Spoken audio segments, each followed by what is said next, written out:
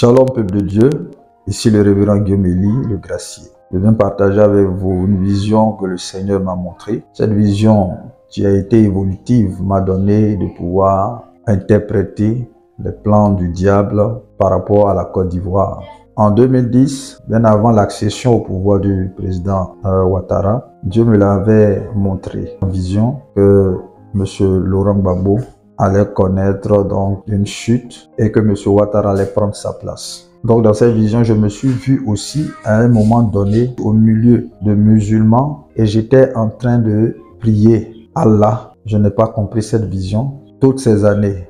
Jusqu'à dernièrement, Dieu m'a montré deux visions où je voyais des intrusions au sein de l'islam et je voyais aussi une autre vision où il y avait comme une relation entre certains musulmans et des dozos qui étaient dans cette école. Mais ce qui était bizarre dans la vision, c'est que cette catégorie de musulmans dans ces écoles-là étaient sous des hangars et au moment de la prière, ils faisaient des actes abominables. C'est-à-dire, ils couchaient entre eux sous des hangars alors que des dozos étaient dans la cour de l'école et cherchaient à mettre la main sur certains enseignants qui étaient en fuite. Cette vision que j'ai eue, je ne l'avais pas tout de suite mise en rapport avec la vision que j'avais eue en 2010. Mais alors, Dieu m'avait partagé une pensée que j'avais livrée dans l'une des vidéos que j'ai faites où j'interpellais les musulmans à ne pas se mêler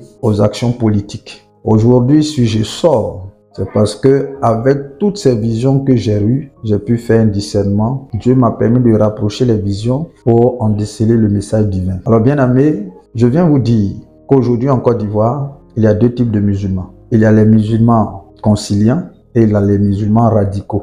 Après avoir échoué avec le projet d'opposer les populations, l'ennemi a décidé de s'appuyer sur l'islam en donnant la force à certains imams radicaux parce que le but de ces personnes est d'islamiser la Côte d'Ivoire. C'est ce que j'avais vu en 2010 dans la vision où je me prosternais en tant que chrétien au milieu des musulmans. Je n'avais pas compris. À cette époque, j'avais déjà vu l'émergence des microbes parce que je voyais des jeunes organisés en groupe qui agressaient les personnes. Mais je n'ai pas compris. Donc c'est bien plus tard que le phénomène des microbes va prendre de l'envergure en Côte d'Ivoire. Parce que des musulmans radicaux appartenant à des organisations politiques vont commencer à faire des choses de façon délibérée sans être inquiétés par la loi. On a parlé alors des enfants en conflit avec la loi. Le message que Dieu me donne à partir de tout ce que j'ai vu de façon successive, parce qu'on prophétise, mais en partie, parce que Dieu peut nous donner des visions de façon successive et progressive, mais qui traduisent une révélation. Ce n'est que cette année que je viens de comprendre qu'un projet d'islamisation de la Côte d'Ivoire a été validé par certaines instances religieuses avec des partis politiques. Alors on leur a promis d'islamiser la Côte d'Ivoire. Et c'est pourquoi ces personnes qui sont souillées selon la vision que j'ai vue, où ils faisaient des actes abominables, où des musulmans se souillaient dans des lieux de prière, Dieu m'a dit de dire aux musulmans de prendre leurs responsabilités parce qu'il y a une gangrène qui est en train de souiller leur foi, leurs croyances, leurs principes, leur fonctionnement. Il y a des musulmans qui sont foncièrement fondés sur la violence. En fait, ils ont validé la violence et les partis politiques leur ont donné une plateforme pour exécuter leur plan. Donc, comme je le disais, il y a un groupe de musulmans radicaux qui sont souvent versés dans le terrorisme, par exemple, qui sont versés dans le racisme.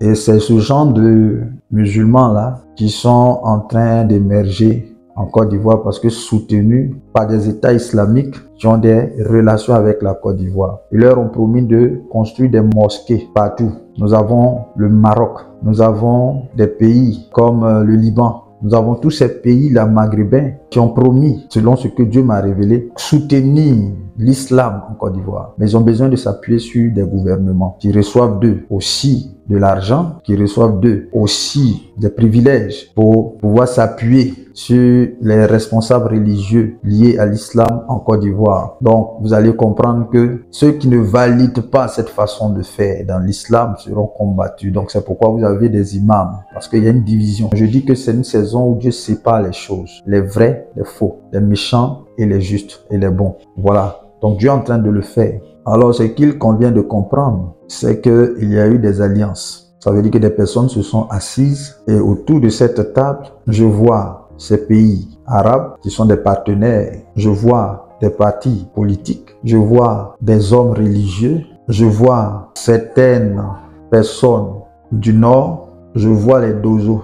Je vois le fétichisme être rentré dans l'islam pour pervertir l'islam. Et ils ont décidé du sort de la Côte d'Ivoire. Voilà ce que je vois. Selon la vision que j'ai vue, pour poursuivre les Ivoiriens, pour faire du tort aux Ivoiriens. Mais comme je le dis, ce n'est que quelques individus qui appartiennent à ces corporations. Donc certains enfants du Nord, certains musulmans, certains gouvernants et certains partenaires étrangers comme la France, le Maroc et toutes ces personnes se sont mis ensemble pour que ce projet d'exploitation de la Côte d'Ivoire se fasse. Donc la proposition a été faite de sorte à ce que chacun puisse avoir une portion de la Côte d'Ivoire. Pour ces musulmans extrémistes, radicaux, il s'agit simplement et purement de s'imposer comme la seule religion. Il y a donc ces partenaires qui sont aussi musulmans, ces pays qui sont musulmans, qui viennent en aide sur le plan financier. Il y a ces gouvernants, leur rôle,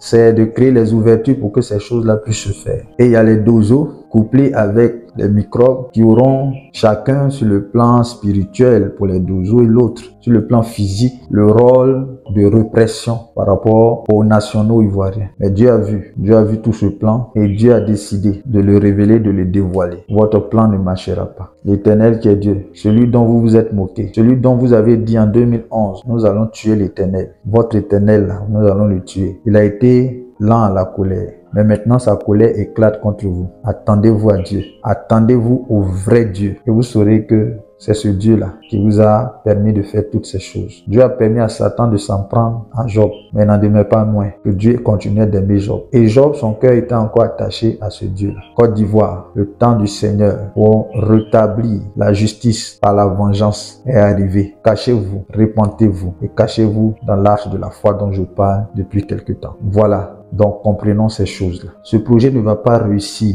parce que Dieu a décidé de faire le combat de la Côte d'Ivoire. Il dit, vous, gardez le silence. L'Éternel combattra pour vous. Parce que ce sont des projets de haine, ce sont des projets de colère, ce sont des projets de meurtre, ce sont des projets de ténèbres. La Côte d'Ivoire a vraiment un problème entre les attaques occultes des francs-maçons et des islamistes corrompus et des musulmans corrompus. Mais Dieu est en train de créer la division. Donc vous allez comprendre qu'à partir de maintenant, les gens du Nord dont les yeux ont été ouverts sont en train de se détacher de ce projet. Les musulmans aussi, qui sont dynamiques, qui sont fidèles aux principes de l'islam, sont en train de se détacher. Voici le véritable projet. Voici la véritable ambition du diable. C'est-à-dire, au départ, qu'il avait voulu créer un conflit interethnique, mais qui n'a pas marché. Et Dieu avait permis que des ressortissants du Nord soient eux-mêmes brimés pour pouvoir ouvrir les yeux de la population sur les intérêts de ces organisations qui utilisaient le nom du Nord, qui utilisaient la religion musulmane pour justifier leur projet. Mais Dieu a confondu. En 2021, je crois, j'avais fait une vidéo pour dire que Dieu va confondre l'ennemi et ils vont tourner l'épée les uns contre les autres. Et c'est ce qui est en train de se passer. J'en appelle aux musulmans, sortez du milieu d'eux parce que Dieu va raser ses ennemis. Je suis prophète et Dieu me permet de voir et de comprendre les choses qui viennent. Donc la dernière fois où j'ai partagé la vision, où j'entrais dans un magasin de vente de matériel de construction, où deux Libanais s'en étaient pris à moi, j'ai donné la révélation que les Ivoiriens seront intransigeants par rapport à leur nation désormais. Et si vous voyez que ces Maghrébins, ces personnes-là se donnent une certaine autorité, une certaine liberté d'agir à l'encontre de la loi sans en être inquiétés, voilà ce que je suis venu vous dire pour justifier cela. Parce qu'on leur a donné des droits, vu qu'on a vendu le pays à ces personnes. Donc vous voyez que quand ils arrivent, ils ont plus d'avantages même que les Ivoiriens. Ils ont accès à des prêts avec des intérêts plus avantageux dans les banques. Toutes les banques remarquées en Côte d'Ivoire leur appartiennent. La plupart des banques. Et regardez comment on traite les Ivoiriens dans ces banques. Regardez comment on traite les fonctionnaires dans ces banques. L'accès aux prêts bancaires est tellement contraignant. On vole les Ivoiriens au vu et au su. Il n'y a pas de régulation.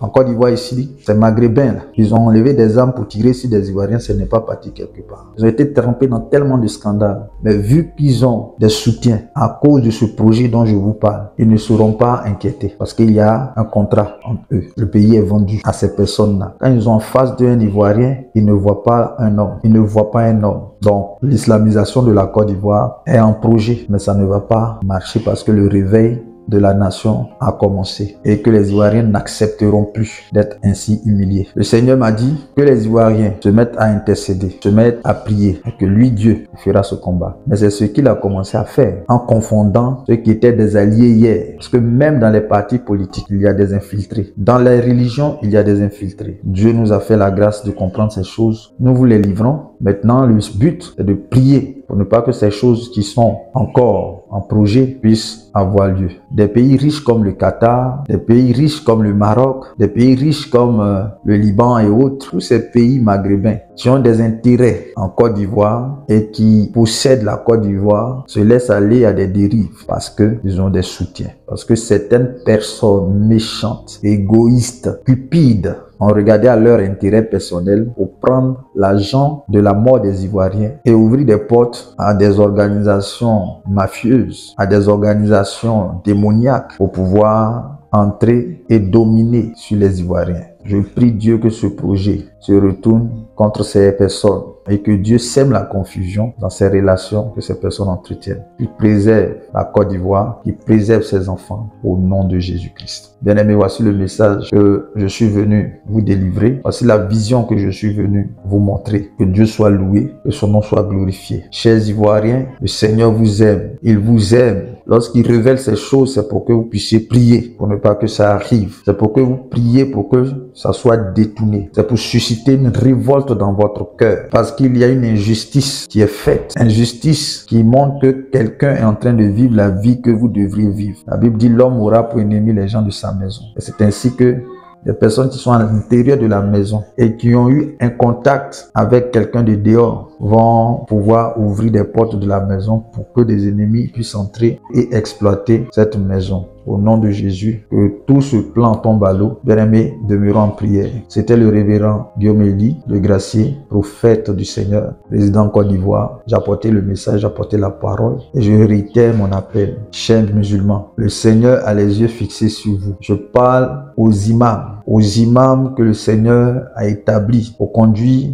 les musulmans. Mettez-vous ensemble, formez un bloc pour défendre vos valeurs. Certains parmi vous ont reçu de l'argent. À cause de leur cupidité, ils sont en train de dénaturer votre croyance. Ils sont en train de dénaturer la vision du prophète Mohammed. Alors, je vous appelle à plus de prudence, plus d'amour, comme il a été recommandé dans l'islam. Exposez les plans et les œuvres du shaitan, du diable au milieu de votre corporation. L'islam, effectivement, a été à un moment donné une religion de conquête. Mais aujourd'hui, nous sommes obligés de vivre sur la terre. Et nous, en Côte d'Ivoire, nous sommes un pays laïque. Donc, faites l'œuvre que Dieu a mis entre vos mains, mais préservez l'intégrité et la vie humaine. Que Dieu vous bénisse. À très bientôt.